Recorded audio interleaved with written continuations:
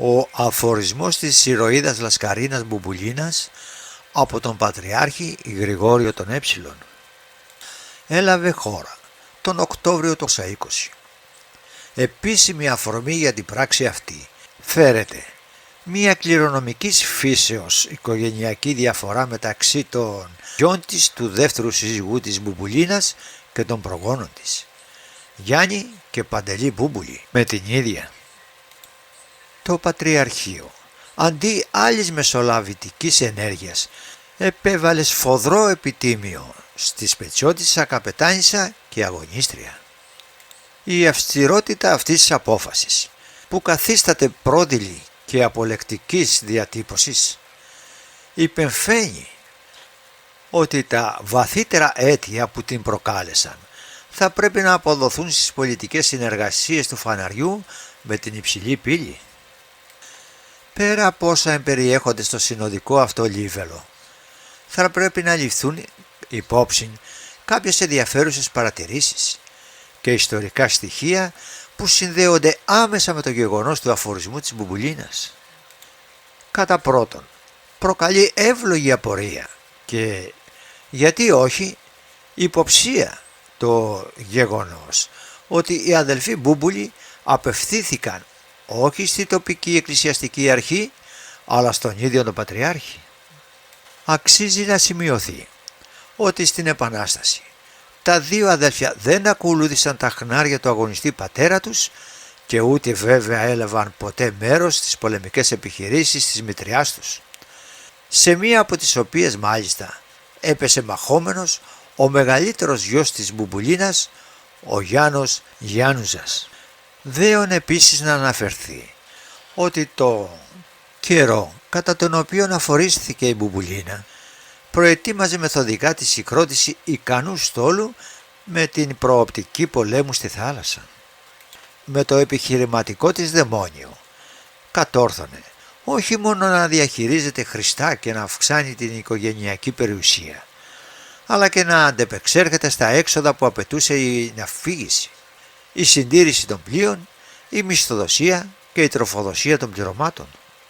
Η υψηλή πύλη, που είχε ως ένα βαθμό γνώση των δραστηριοτήτων της Μπουμπουλίνας για την αφήγηση του Αγαμέμνονα, καταγγέλθηκε στην υψηλή πύλη ότι προετοιμάζει πολεμικό πλοίο. Προσπάθησε κατά επανάληψη να τις ανασχέσει με δημευτικές αποφάσεις και αποστολές επιθερητών για έλεγχο. Η Μπουμπουλίνα κατάφερε να προστατέψει τα πλοία της με τη βοήθεια και των Ρώσων, επικαλούμενη το γεγονός ότι τα πλοία της έφεραν ρωσική σημαία, αλλά και το ότι ο σύζυγός της είχε προσφέρει υπηρεσίες στο ρωσικό στόλο. Δεδομένης λοιπόν της καταστάσεως αυτής, ένας αφορισμός ήταν πλέον κατάλληλο όπλο για την αντιμετώπιση του κινδύνου που οι Οθωμανοί διέβλεπαν. Η συγκεκριμένη πρακτική σκοπή που θα εξυπηρετούσε αυτός ο αφορισμός ήταν αφενός ο εκβιασμός της ίδιας Μπουμπουλίνας και αφετέρου η ηθική και οικονομική της εγκύμνωση.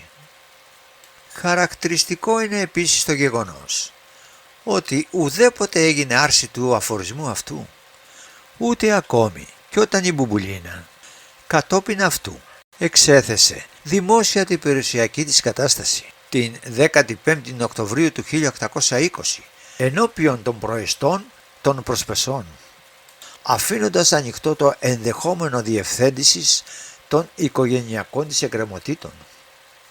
Η εξαγωγή συμπερασμάτων επαφίεται στη κρίση του καθενός. Το κείμενο του αφορισμού, όπως δημοσιεύθηκε από τον Ηλία Παπαθανασόπουλο στο περιοδικό Ιστορία, Ιούνιος 1973, συνοπτικά είχε ως εξής: Γρηγόριος Ελαίου Θεού, Αρχιεπίσκοπος Κωνσταντινουπόλεως, Νέας Ρώμης και Οικουμενικός Πατριάρχης, Ιερότατε Μητροπολίτα Ναυπλίου και Άργους και υπέρτιμοι, ευλαβέστατοι ιερείς, τιμιότατοι κοτσαμπάσιδες και χρήσιμοι προεστές της επαρχίας Ταύτης και της νήσους Πένσης. Χάρις ευ ημίν και ειρήνη παρά του Θεού. Αποφαινόμεθα συνοδικός μετά των περί ημάς ερωτά των αρχιερέων και υπερτίμων των εν Αγίων Πνεύματι αγαπητών ημίν αδελφών και συλλειτουργών, είναι η ρηθήσα λασκαρίνα, αν μη, άμα το ακούσε και ειδήν το παρόν ημών συνοδικών γράμμα. Τον Θεόν φοβηθήσα και την αιώνιον κόλασιν εν νοθεμένη, και οι γιγνώσκοντες τους έχοντας και κρύπτοντας πράγματα η άσπρα του αποθανόντος. Οποίοι αν όσιν άνδρες ή γυναίκες, συγγενείς ή ξένοι, ομού αφορισμένοι υπάρχουσι και κατηραμένοι και ανσυγχώρητοι μετά τον θάνατον άλυτοι και την πανιέη, πέτρε και σίδερος ληφθεί ήσαν. Αυτή δε μηδαμός κληρονομήσιν τη λέπρα του Γιέζη και την αγχώνη του Ιούδα, στένοντες εήν και τρέμοντας επί της γης ως ο Κάιν, η οργή του Θεού εεί επί αυτούς, έχοντες και τας αράς παντών των αιώνων Αγίων και των οσίων 310 και 8 θεοφόρων πατέρων. Η δε ρηθήσα λασκαρίνα προφανώς ελεγχομένη και τη πεισμονή αυτής εμένουσα υπάρχει και έξω της του Χριστού Εκκλησίας. Μη δεις εκκλησιάσει αυτήν ή αγιάσει ή θυμιάσει ή αντίδωρον αυτής διδώ, έως ποιήσει ως γράφομεν και τότε συγχωρηθήσετε. ΑΟΚ 1820, εν μηνύ Οκτωβρίου, Ινδικτιόνος του Θήτα, ο Κωνσταντινουπόλεως Γρηγόριος, ο Κεσαρίας Μακάριος, ο Νικαίας Μακάριος, ο Θεσσαλονίκης Ιωσήφ, ο Τυρνάβου Ιωσήφ, ο Κιζίκου Γρηγόριος, ο Σύφνου Σαμουήλ.